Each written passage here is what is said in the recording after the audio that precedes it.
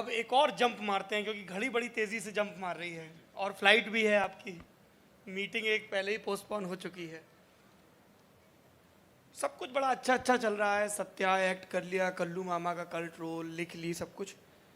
फिर एक दौर आता है और मैं उस दौर के बारे में चाहता हूं कि आप ज़रूर बताएं, क्योंकि ज़िंदगी में सार्थक बने रहने के लिए बड़ा ज़रूरी है कि हम अपनी नाकामियों को कैसे हैंडल करें, ये शऊर सीख लें। सफलता में तो सब बह ही जाते हैं।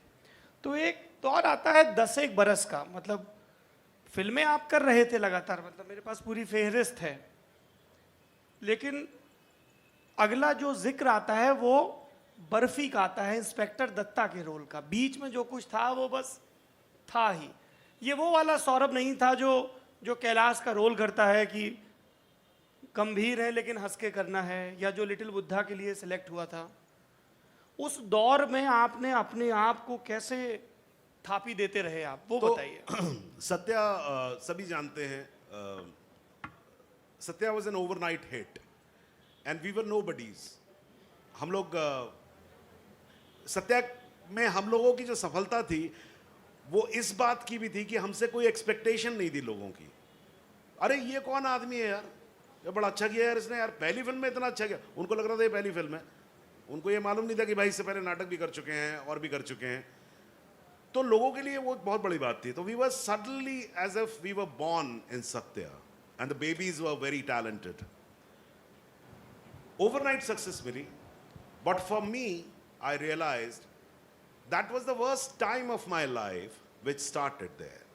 And why I am saying that, because जब सक्सेस पहली बार आती है आपके पास में अचानक, तो इतना कंफ्यूज करती है वो आपको कि आपकी समझ में ही नहीं आता कि करना क्या है।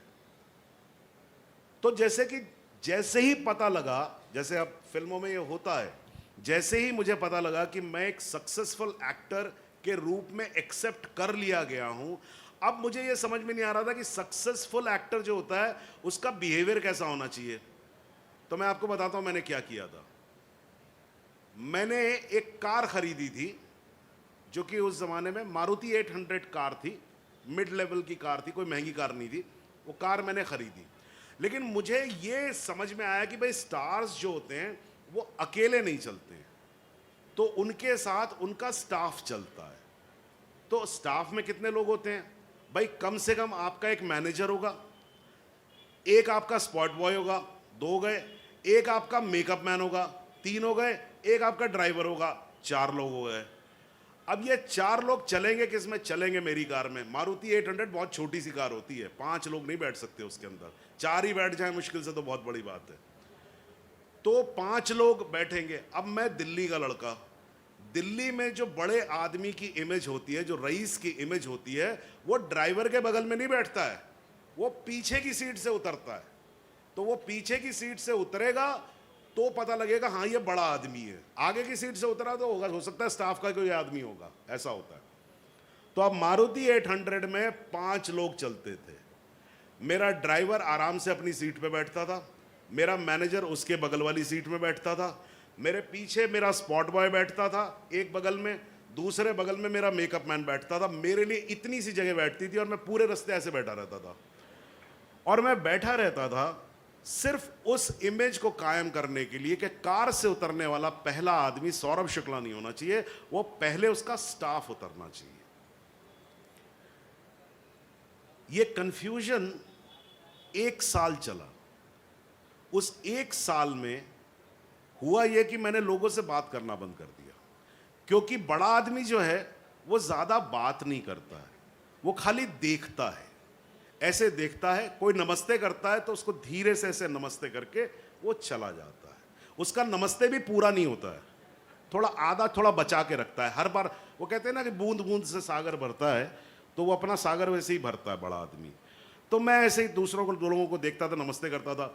और जब लोग मेरी तरफ नहीं बढ़ते थे तो दिल पे चोट लगती थी कि अरे यार इसने सत्या नहीं देखी क्या, इसको ये समझ में नहीं आ रहा कि मैं बड़ा एक्टर हूं। तो ये सब दिक्कतें शुरू हो गई। फिर जितना मैं अपने स्टाफ को दे रहा था पैसे, जो मुझे ही देने पड़ते थे, जितना मैं दे रहा था, मुझे समझ में आया कि मैं इतना तो अपनी माँ को नहीं देता हूँ साल में। तो मैंने कहा ये हो क्या रहा है यार, मतलब मेरा स्टाफ मेरे साथ जाने के लिए, जो कि मैं तकलीफ में जाता हूँ और काम कुछ नहीं होता है। स्पॉट बॉय का काम क्या होता है? स्पॉट बॉय यानी आपका पर्सनल असिस्टेंट। अब पूरे दिन आपको क्या ज़रूरत होती है कि भाई एक काम करो, पानी पिला दो। तो पानी तो कोई भी पिला सकता है, लेकिन आप अपने लड़के को अपना ग्लास दे के भेजते हैं कि नहीं मेरे ग्लास में पानी लेके आ, नहीं चाय लेके आ मेरे कप में लेके आ, और चाय मेरी स्पेशल बनवा। तो चाय आपका पीने का मन अभी है, मिलती वो 45 मिनट बाद है। तो ये सारे कंफ्यूजन से होके मैंने कुछ साल 1.5 साल बाद अचानक एक दिन फैसला किया। मैंने कहा ना मेरा मैनेजर होगा, ना मेरी कार कोई चलाएगा, ना कोई मुझे पानी देगा, ना कोई मेरा मेकअप करेगा। मैं अकेला जाऊंगा, अकेला काम करूंगा और अकेला वापस आऊंगा। और आज 18 साल हो गए हैं मुझे इस बात को करते हुए, and I think I am a very happy man. When I drive my car and when I'm sitting with my wife, I don't have to think that my driver is listening to what I'm talking to my wife. And I love my cars. मुझे car चलाने में बड़ा मज़ा आता है। तो जब मेरी कारें महंगी होती गई तो वो महंगी कार का मज़ा मैं लेता हूँ, मेरा ड्राइवर नहीं लेता है। ये मुझे समझ में आ गया। हाँ सॉरी, मैं इसको ज़रा सा 2 मिनट में पूरा कर देता हूँ।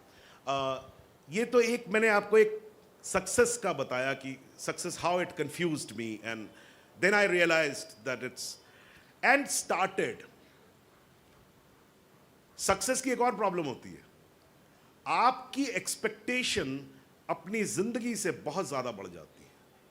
जब मेरे पास कुछ नहीं था, जब मेरे पास सत्या नहीं थी, जब लोगों ने मुझे पहचाना नहीं था, मैं एक छोटा सा भी काम करता था और उसको जब मैं कंप्लीट कर लेता था तो मुझे बड़ी खुशी होती थी, मुझे एक सेंस ऑफ अचीवमेंट होता था। लेकिन जब सत्या एक हिट हो गई तो वो एक बेंचमार्क हो गया। अब आपको हर बार उसके ऊपर जाना है, and it is not humanly possible every day. So बहुत डिससैटिस्फैक्शन, और उस डिससैटिस्फैक्शन की वजह से एक तलखी आ जाती है आपके अंदर, जो आपके आसपास, आपके अपने पूरे जो आपके आसपास गुजर रहा है, घट रहा है, उसको इफेक्ट करने लगती है। लोग मुझे अच्छा एक्टर हमेशा बोलते रहे, ऐसा कभी नहीं हुआ थैंकफुली कि लोगों ने बोला हो कि नहीं साहब आप बड़े खराब एक्टर हैं। सबने बोला बहुत अच्छे एक्टर हैं। रोल कोई नहीं देता था, एक्टर सब अच्छा बोलते थे। रोल की बात होती थी तो बुलाते थे कि सर 1 दिन की शूटिंग है, 60 दिन में 1 दिन की शूटिंग, समझ लीजिए रोल कितना होगा। मैं परेशान हो गया था। मैंने लोगों को ये कहना शुरू कर दिया कि भाई मैं एक्टर हूँ नहीं, मैं एक्टिंग में मेरा इंटरेस्ट है नहीं, मेरा इंटरेस्ट है लिखने में और फिल्म बनाने में। मैं एक्टिंग करता नहीं हूँ। लास्ट के दिनों में, लास्ट के 2-3 साल में एक्चुअली मैंने ऐसा ही किया था। और मैं रोज़ सुबह बैठता था, मेरे घर के ऊपर मेरा ऑफिस है। ऑफिस क्या है, दूसरा फ्लैट है जिसमें एक स्टडी है मेरी। मैं रोज़ जाके बैठता था। ऊपर वाले की दया से मेरे पास खाने को था, घर थे, 2 घर थे मेरे, तो ठीक था, पैसा ज़्यादा ज़रूरत भी नहीं थी। मैं रोज़ सुबह बैठता था कि कुछ होगा, कुछ एक चमत्कार होगा आज, और वो चमत्कार शाम तक नहीं होता था। मैं फिर सोने जाता था, मैं फिर सुबह उठता था, सोचता था फिर चमत्कार होगा, नहीं होता था, मैं फिर सोने जाता था। ऐसा 5 साल 6 साल चला। और एक दिन मुझे याद है सौरभ, मैं एक दिन बैठे बैठे से सोच रहा था, कंप्यूटर मेरे सामने ऐसे चल रहा था, वो लिख नहीं पा रहा था मैं कुछ। तो मैंने अपने आप से सवाल किया था कि सौरभ तुम्हें क्या ऐसा है कि तुम्हें लगता है तुम टैलेंटेड हो, या तुम सचमुच में टैलेंटेड हो? Is it that you are talented, or is it just an idea in your head that you are talented? Because there was no one, not even on the road anybody I met who said कि sir आप काम बड़ा अच्छा करते हैं या आप actor बहुत अच्छे हैं। मुझे कोई नहीं मिलता था। Maybe I missed them. Maybe I was in a state of mind that I missed them.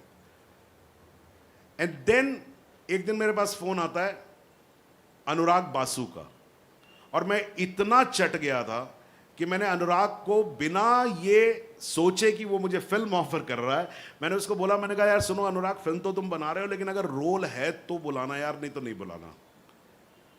हो सकता है, ये अगेन मैं दोबारा कहता हूं, मेरी किस्मत थी कि हो सकता है वो इस बात पे, कोई भी आदमी चढ़ सकता है इस बात पे कि मैं तो आपकी मदद करने आया या मैं आपको कुछ ऑफर करने आया, आप पहले ही ऐंठ के जवाब दे रहे हैं मुझे। लेकिन अनुराग ने ऐसा नहीं कहा। अनुराग ने मुझसे कहा कि सर अगर मेरे पास रोल नहीं होता तो मैं आपके पास क्यों आता। And I got Barfi and I was revived as an actor. I was revived. I wanted to go to the shoot every day. I wanted to act. And मैंने बर्फी शुरू की, and within 6 months I got Jolly LLB, my first film which got me national award. And then there was no looking back. And it made me a positive person. It taught me a lot and humbled me a lot.